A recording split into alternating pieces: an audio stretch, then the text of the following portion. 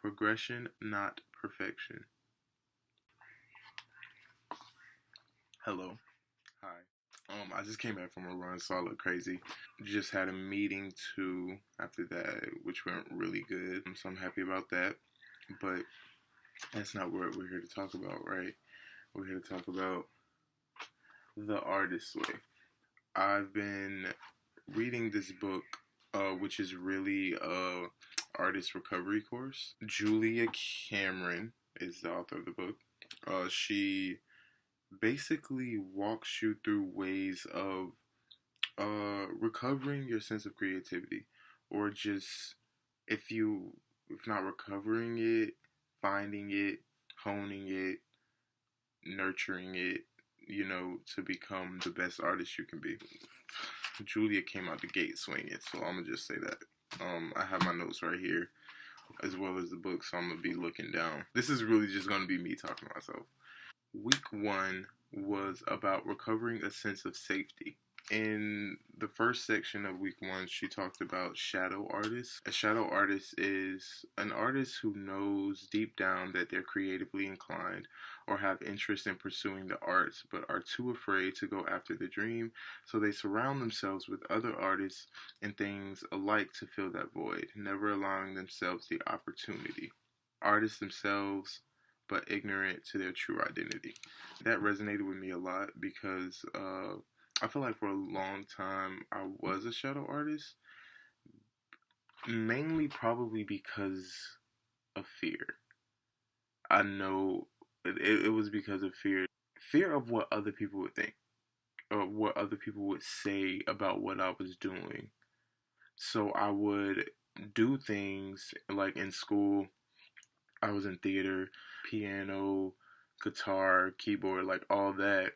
I would do those things to surround myself with other artists, to hope to be inspired one day, or just because I loved being in it, but I was too scared to be the artist, live in it. So yeah, that really resonated with me. It's very common to grow up being told being an artist is a dream or a secondhand to reality. Being, especially a musician, people think it's like a dream or something so far-fetched that it's like, let's hope one day, that we could attain that we could possibly get there, when all you really have to do is like start somewhere and put in the work, so like growing up, especially being a kid and caring about opinions, I was always aware of what like other people were thinking or what they said. I always cared a lot. So when someone would tell me it was too far-fetched, or it was something that was always going to be on the back burner, I kind of listened subconsciously, because of course in the moment it's like, no, this is my dream, this is what I want to do. No, I've always wanted to do this. I wanted to do the same thing since as far as I can remember, but solidifying my dream was, I can remember 7 years old. So like since then I've been hearing people tell me that it's a dream, it's not gonna happen, it's not gonna happen. So over the years, it tells you in your head like, you need to have a plan B. You need to think of something else, because this can't be your go-to. It won't be your go-to because being an artist won't pay the bills. People, a lot of those ideas stem from your upbringing and listening to what others tell you. Stop listening. That's all I did. Stop giving a fuck. Stop caring. I don't give a fuck.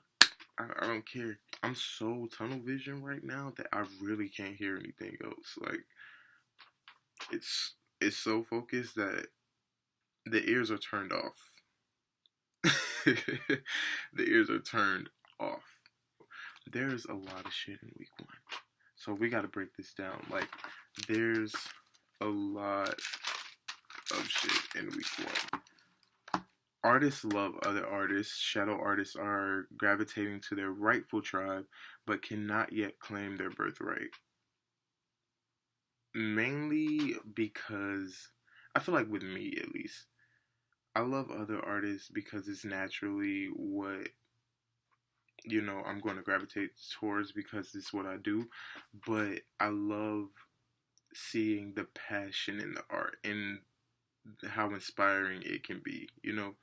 Seeing other artists flourish and do their thing creatively and seeing how it can like literally come out of thin air. You know, I love that because when you're in it and you're in your own space and in your own head, it's like, am I like really doing this? Like, am I doing the right thing? And that's the thing. There's no right way to do it. There's no right way to do it. It's literally just create what comes to you and don't try to force anything. Whatever is there, put it out the best way you can. And right now, you might not like it. You might not love it. But you can always tweak it later. Like, just get something down on that paper. Get something recorded. Get something there. Start somewhere. Personally, I deal with anxiety. I feel like now in this climate, saying you deal with anxiety is really diluted. But yeah, I was reclusive for a while, a long time, because of it. It takes audacity, not talent, that makes someone an artist and another person a shadow artist. What I've come to realize is there are a lot of talented people doing the same thing. Singers, rappers, producers, painters, whatever it be. There's a lot of people wanting the same thing. It's not talent. There's countless amounts of talent out there. It's who's willing to take that extra step to be an artist, to be a star, willing to bear it all and not give a fuck. Who's going to take the extra mile? Because I can write a song, I can do 50 songs a day, but am I putting visuals to that? Am I shopping it? Am I just different things? Let me try to stop explaining shit. You know what you're saying. Who has the balls? Who has the cojones to do this? Who can literally bear it all and not care? Is really what it is. Of course, you have to be talented though. We can't escape that.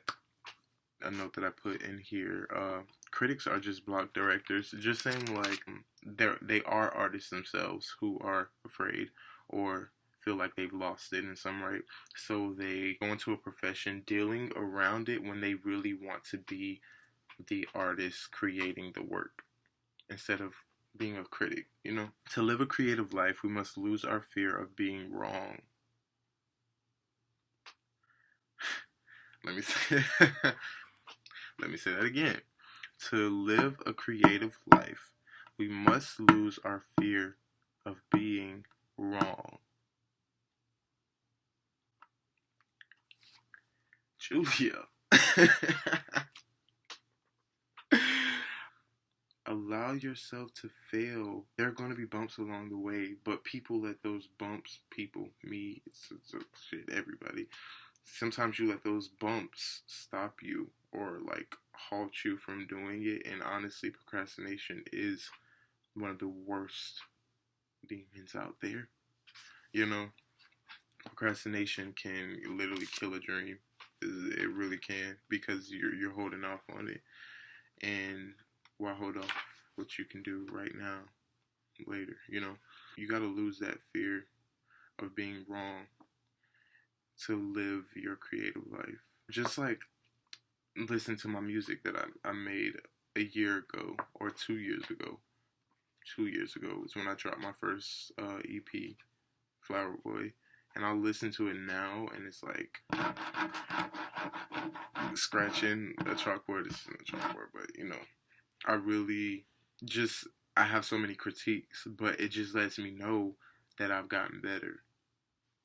People want to be the best like in the beginning. And honestly, shit takes time. Shit takes work. It has to be the best. It has to be the best. That was my problem. It was like it doesn't sound good. It has to sound like this. It has to sound like that. It has to sound. Just make it. Make the art. Produce the content. Your artist as a child, find and protect them. Nurture that child. Baby steps. Allow yourself to be a sponge, listen, learn, and be open to being better. Honestly, failing, people, you hear that word and people get scared. And by people, I mean me. Like, of course, you don't want to fail. I don't want to fail. Judging your early work is artistic abuse. It produces a lot of self-hate.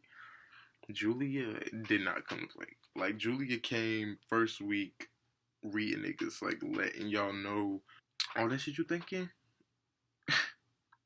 It's all up here. It's all up here. You're doing it to yourself. You're doing it to yourself.